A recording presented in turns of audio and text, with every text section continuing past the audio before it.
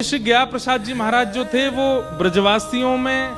संतों में तो बहुत निष्ठा रखते थे, लेकिन रासलीला होती है ना, तो रासलीला में जब बालक कृष्ण बन के आता है सब लोग उसके पांव छूते थे। तो पंडित जी महाराज कहते, अरे भैया जब बालक ही तो है, तुम तो भगवान मान के या की पूजा करो, भगवान मान के या के पाम पूजो। तो ब्रज के लोग बोले महाराज वो बालक होएगा, लेकिन मुकुट पहनने के बाद वो ठाकुर जी है जाए।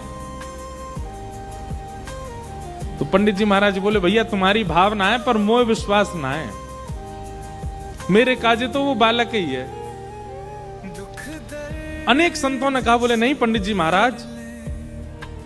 बालक जैसे ही मुकुट पहन ले वो पर भगवान है, आप एक बार विश्वास करके तो देखो।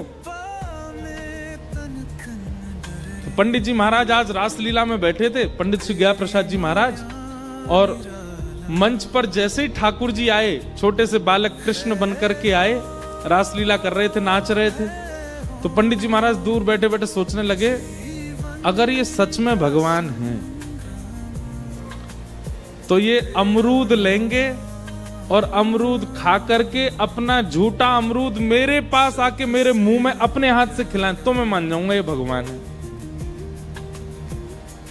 पंडित जी महाराज बैठे थे, रासलीला चल रही थी,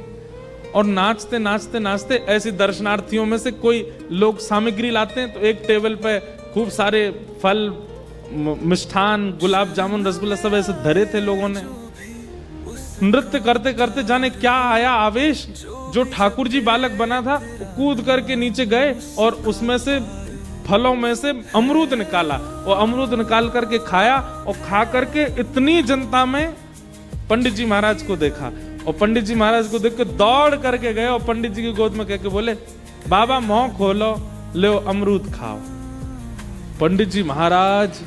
महाराज ने जैसे ही इस लीला का अनुभव किया, 3 दिन के लिए मूर्छा में चले गए। 3 दिन तक मूर्छा टूटी नहीं उनकी,